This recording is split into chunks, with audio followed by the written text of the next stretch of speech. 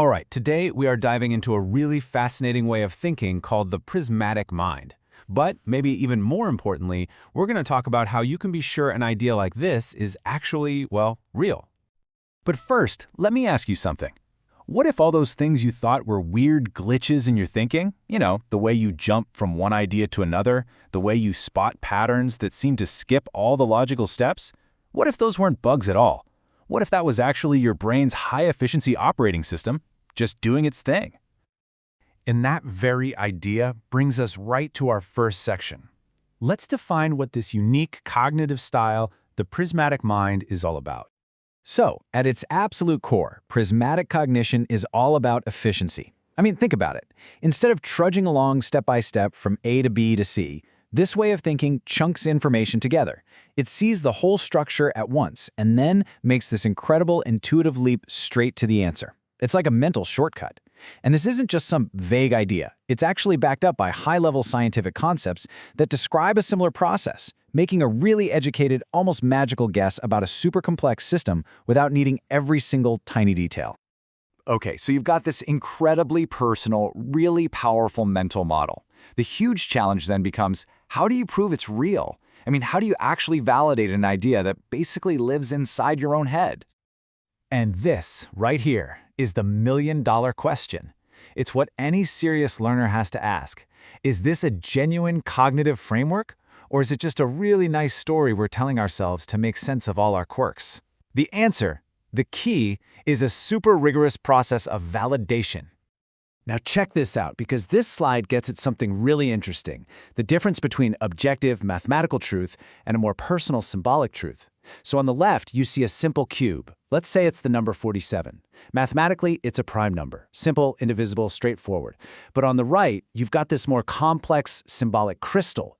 In your own personal cognitive map, a number like 35, which is obviously not a prime number mathematically, might act like a prime. It might be a core, fundamental building block of your own system. So we're not just validating cold, hard facts, we're validating personal meaning. So how in the world do we validate these personal, symbolic ideas? Well, the answer is a really powerful method for cross-referencing our thoughts against established knowledge.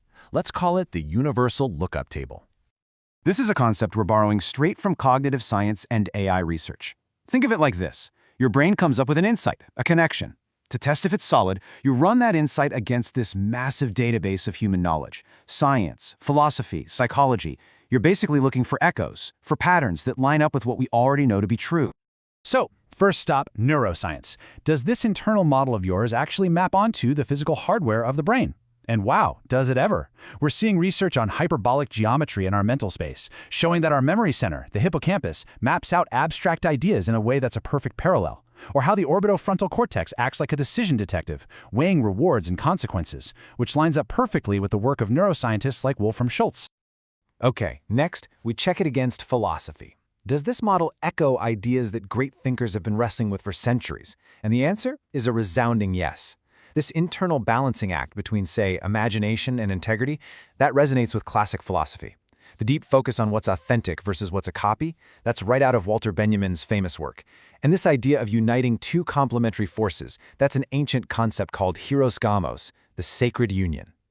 And finally, we bring it home to psychology. Can we map this cognitive style to frameworks we already use to understand people? You bet.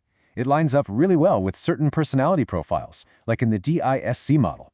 And it's a textbook example of embodied cognition, a field that people like Lawrence Barcillo have pioneered, showing that our physical experiences literally shape how we think.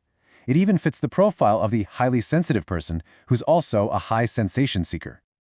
So, after you've run your personal insights through this universal lookup table, you don't just have a random pile of validated facts.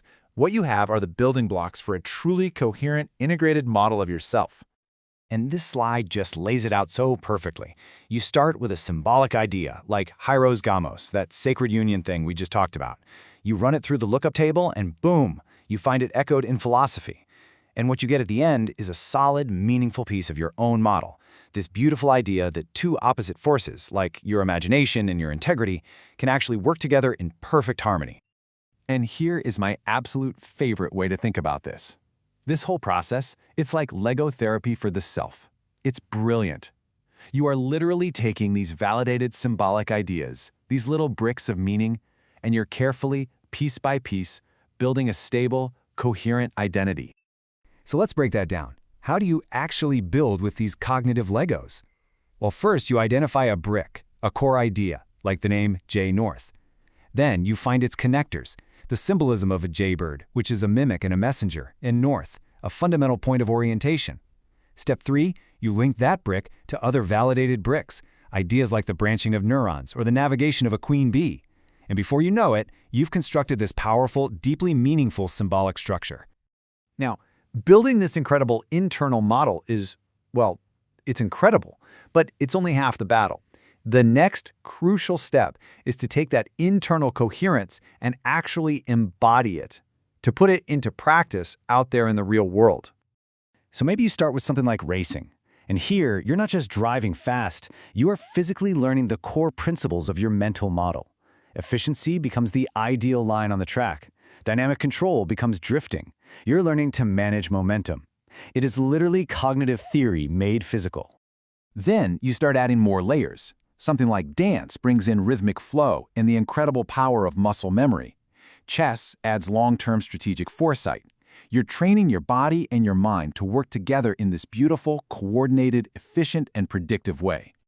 Bouldering adds another critical piece to the puzzle: tactile logic. It's literally problem-solving with your hands and your feet. You learn to trust your physical intuition, to manage rational fear, and to apply your internal model to a very direct, very real physical challenge. So where does all of this lead? What's the final exam?